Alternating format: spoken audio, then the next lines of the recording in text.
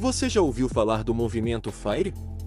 Financial Independence, Retire Early, cujo acrônimo em português significa independência financeira, reforma antecipada. Então, será quase impossível não estar familiarizado com a regra dos 4%.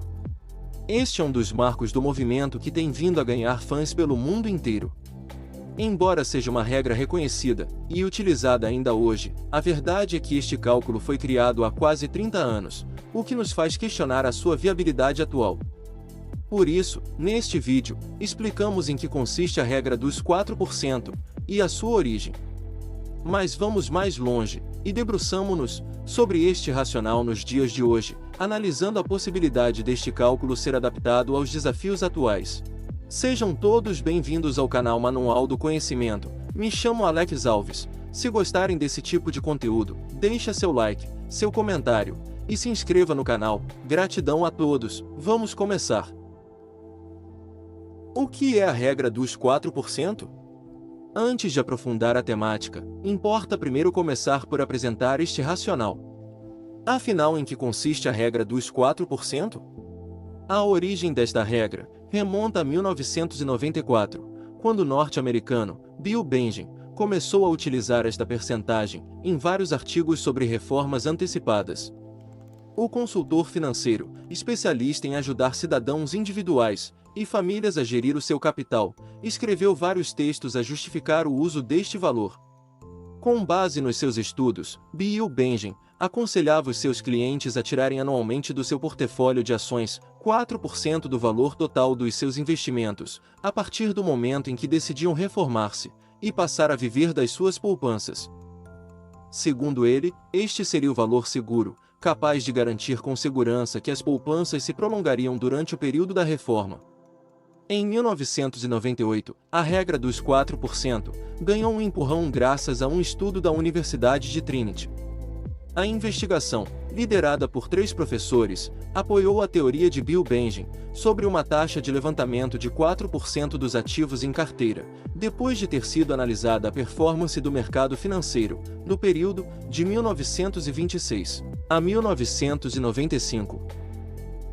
Qual a alocação de capital prevista no estudo? Na teoria, para um portfólio composto por 50% de ações e 50% de obrigações, uma taxa de levantamento de 4% duraria 30 anos com um intervalo de confiança de 100%. Ou seja, na prática, isto significaria que se tivesse 1 milhão de euros aplicados em partes iguais, em ações e obrigações, em qualquer momento do período de 1926 a 1995, poderia retirar, ao longo de 3 décadas, 40 mil euros por ano, e no final dos 30 anos, esse fundo não se teria esgotado. Para além de o dinheiro não esgotar, esse valor poderia ser ainda superior ao fim de 30 anos. Isto é, apesar de todos os anos tirar uma parte do capital, seria de esperar que, no final das 3 décadas, 1 milhão de euros original se transformasse em mais de 5 milhões de euros. Mas como é que isso seria possível? É muito simples. Durante o período de estudo, em média, os retornos dos investimentos foram superiores a 4%. Isto permitiu que, ao longo de 30 anos, o juro composto fizesse multiplicar o investimento por 5. Estes resultados científicos foram importantíssimos no movimento FIRE e passaram a ser um incentivo para muitos indivíduos em busca de uma reforma antecipada, graças à simplicidade e praticidade da regra dos 4%. A regra dos 4% ainda é viável na atualidade?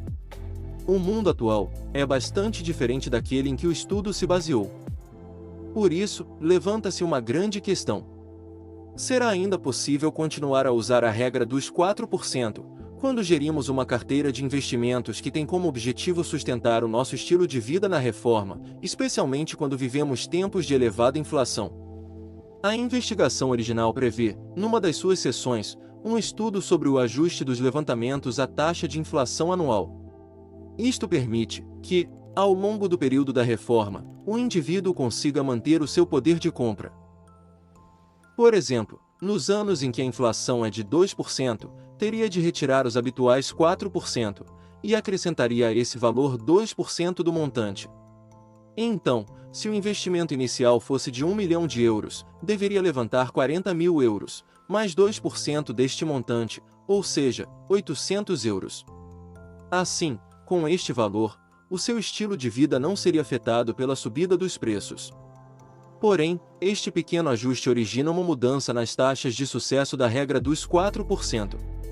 Assim, em vez de uma taxa de sucesso de 100% a 30 anos, o processo resultaria, 95% das vezes, para um portfólio com 50% de ações e 50% de obrigações.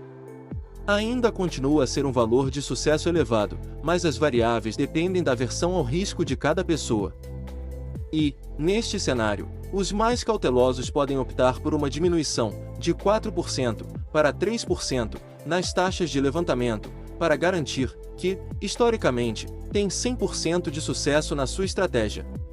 É certo que o sucesso no passado não garante que o mesmo se repita no futuro. Contudo, é sempre um bom ponto de partida, uma vez que a economia corre em ciclos econômicos, que tendem a repetir-se ao longo do tempo. Além disso, à medida que esta regra é analisada por períodos mais longos, maior é a solidez dos modelos construídos. E os estudos desenvolvidos ao longo dos anos que reconstruíram o estudo da Universidade de Trinity provam isso mesmo. As investigações, levadas a cabo, com diversos graus de complexidade, e em diferentes períodos históricos, apontaram para o sucesso da estratégia original da regra dos 4%. O próprio criador deste racional, Bill Bengen, afirmou que, nos dias de hoje, a taxa de 4% é até algo conservadora. Sugeriu ainda que, para um período de 30 anos, o mais adequado poderia ser uma taxa próxima dos 5%, o que implicaria levantamentos superiores aos previstos originalmente. Se procura seguir a regra dos 4%, deverá compreender, primeiro, qual a sua aversão ao risco. Paralelamente, deverá também perceber a sua capacidade para obter rendimentos extra ao longo da reforma, que permitam complementar os levantamentos anuais do seu portfólio. Um exemplo comum de um rendimento extra é a pensão por velhice, atribuída pela Segurança Social, a partir dos descontos submetidos. Se tal acontecer, e tiver como objetivo gastar 4% do valor das suas poupanças todos os anos, poderá retirar menos dinheiro do seu fundo, e aumentar as hipóteses de este durar durante mais tempo. Por exemplo, imagine que tem um fundo de 1 milhão de euros, e quer gastar todos os anos 40 mil euros por ano.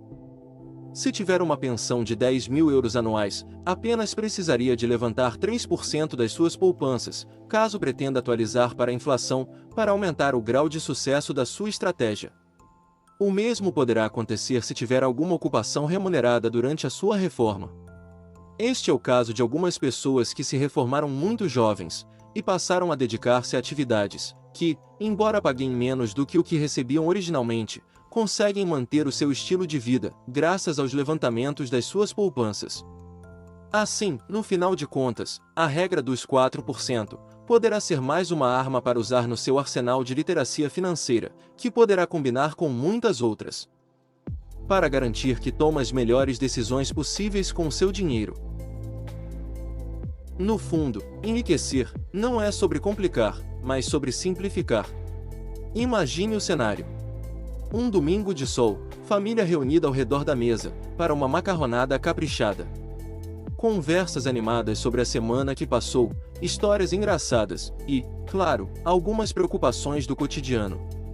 E então, entre uma garfada e outra, alguém se vira para você, sabendo da sua experiência como educador financeiro, e pergunta: como eu posso ficar rico? Existe uma fórmula para a riqueza? A questão vem carregada de expectativas, como se a resposta fosse um código secreto, uma fórmula mágica para a riqueza. Mas, ao contrário do que muitos esperam, a resposta é surpreendentemente simples, quase banal, e pode ser entregue em menos de 5 minutos, entre o molho de tomate e o queijo parmesão. Porque, no fundo, enriquecer não é sobre complicar, mas sobre simplificar.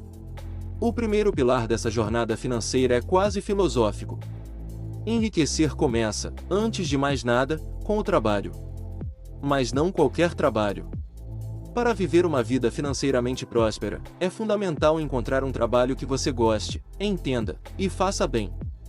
Trabalhe com algo que não só traga satisfação pessoal, mas que também tenha um impacto positivo na vida dos outros. Quando você trabalha com paixão e propósito, o dinheiro se torna uma consequência natural. Aqui, a lição é simples. Trabalhe para ganhar seu dinheiro, através de algo que faz sentido para você. Quando você está alinhado com seu propósito, as recompensas financeiras tendem a fluir de maneira mais orgânica e, mais importante, sustentada ao longo do tempo. Parece óbvio, mas muitas vezes o básico é o que é negligenciado. O segundo pilar da riqueza é gastar menos do que se ganha. Essa é a pedra angular da educação financeira. É a regra de ouro, que, quando seguida, já coloca sua vida financeira em um caminho positivo. Para garantir que isso aconteça, acompanhe seus gastos. Não é preciso ter um MBA em finanças para manter suas contas sob controle. Um simples orçamento mensal, ou até um aplicativo no celular pode ajudar. Quando você monitora seus gastos, ganha clareza para onde seu dinheiro está indo, e pode tomar decisões mais informadas. Essa prática simples ajuda a evitar as armadilhas do consumismo desenfreado e cria um espaço para o investimento, o terceiro pilar essencial para o enriquecimento. Lidar com as finanças, tecnicamente, é simples. O verdadeiro desafio está em desenvolver autoconhecimento e autocontrole. É necessário trabalhar a gestão das emoções, para evitar decisões impulsivas que comprometam o futuro financeiro. Educar-se financeiramente é mais do que aprender sobre juros compostos ou diversificação de portfólio. É, acima de tudo, um exercício de autodomínio.